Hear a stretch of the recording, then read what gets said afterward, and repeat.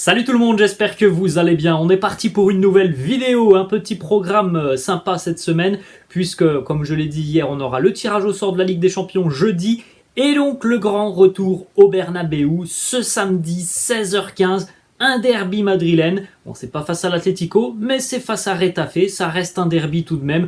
Le Real qui a donc démarré sa saison sur la route, 3 matchs à l'extérieur, 3 victoires, le compte est bon, les merengues ont fait le plein tout simplement. On espère maintenant un dernier succès avant la première trêve internationale. Ce serait parfait de partir avec un compte de 12 points. Ça avait été déjà le cas l'année dernière pour les merengues avec un début de saison qui avait été exceptionnel. Donc 16h15 samedi au Bernabéu, le grand retour à domicile face à Retafe. Deux petites images du Bernabéu. Les travaux sont en train de se poursuivre et on entre évidemment dans la dernière phase de ces travaux.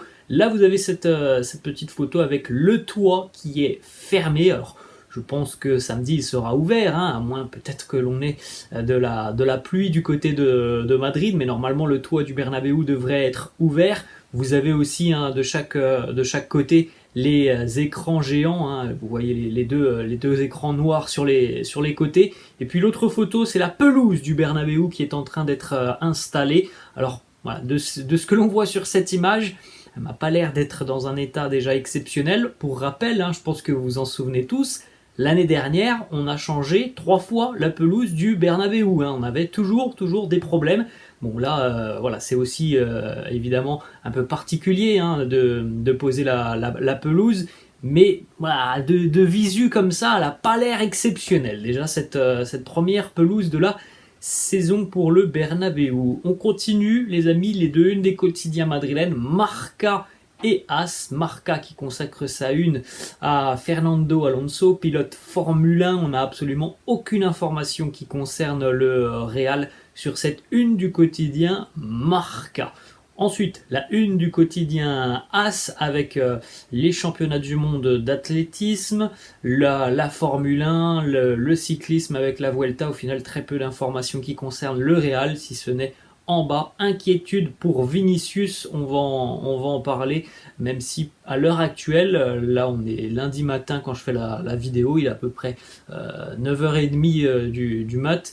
Il n'y a pas eu pour le moment le communiqué officiel du club, mais il devrait tomber dans la journée puisque c'est aujourd'hui que Vinicius va passer donc un IRM pour connaître exactement quelle est la gravité de cette blessure au niveau des ischio-jambiers. On voit une petite photo de Vini qui a déjà entamé, on va dire ça comme ça, mais un processus de récupération avec évidemment des machines hyper sophistiqué. Normalement, Vinicius ne voyagera pas avec la sélection brésilienne. On attend, comme je viens de le dire, le communiqué et donc avec exactitude la blessure de Vini, mais normalement il n'y aura pas de voyage avec la sélection brésilienne.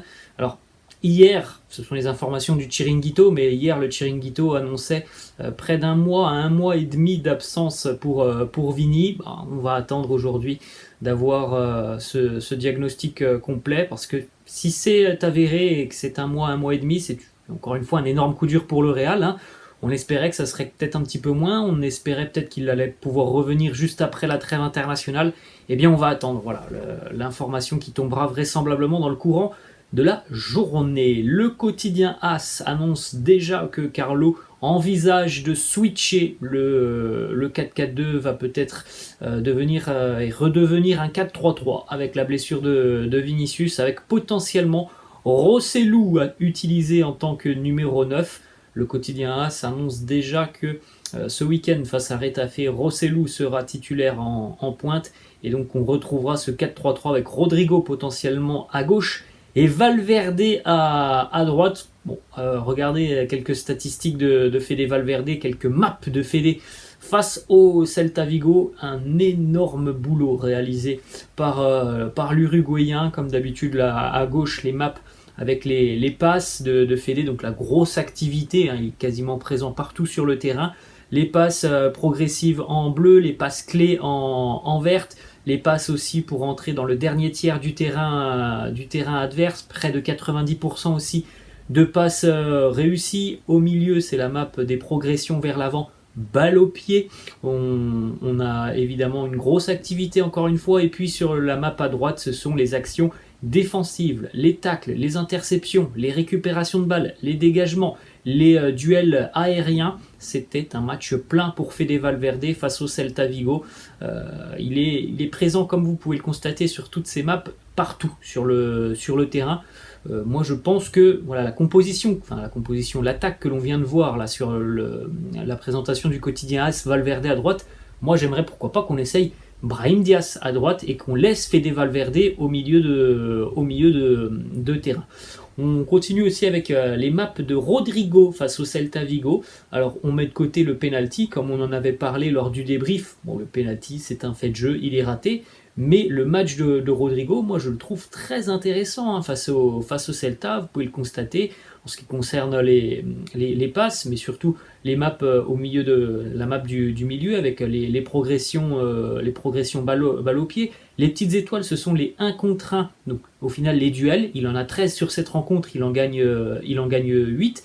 17 projections de balles vers l'avant.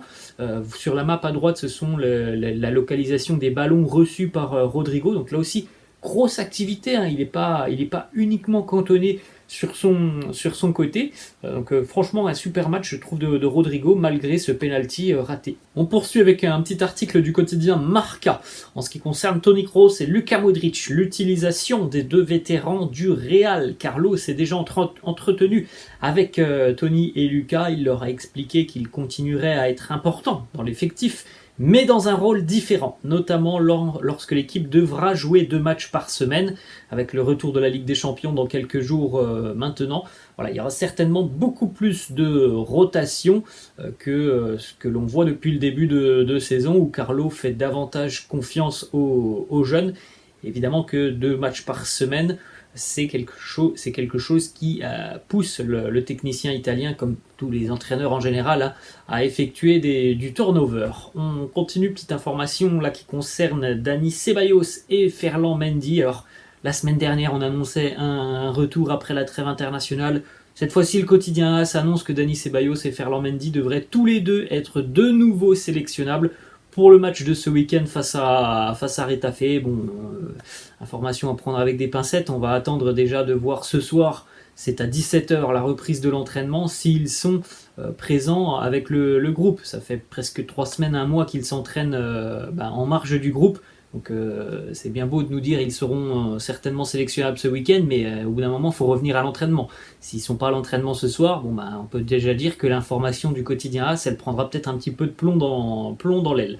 Ensuite, une info qui concerne Arda Güler. Le staff du Real voit Arda Güler et Valverde comme des options au poste d'ailier droit.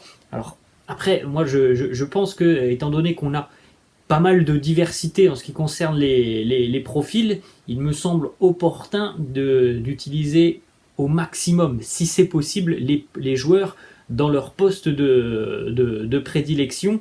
Et il me semble que voilà, il y a déjà beaucoup de monde sur ce poste d'ailier droit. C'est peut-être pas une idée intéressante d'aller, pourquoi pas, mettre par exemple Fede Valverde. Je pense que Fede, on sait qu'il est capable d'évoluer ailier droit, mais là, il y a quand même beaucoup d'options. Essayons de le garder par exemple au milieu de terrain. Après, en ce qui concerne Arda Güler, eh bien, on va attendre évidemment son retour, ses premières minutes sous les couleurs du Real. 2 petites photos pour terminer. Le groupe vit bien, voilà, notamment pour Jude Bellingham, Camavinga et Tchouaméni qui se sont retrouvés ce week-end.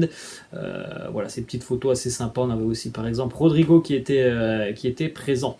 Voilà les amis, la fin de cette vidéo. J'espère que ça vous a plu. N'hésitez pas comme d'habitude à lâcher un petit pouce bleu. N'hésitez pas non plus à vous abonner à la chaîne. Je vous laisse et je vous dis à demain. Ciao!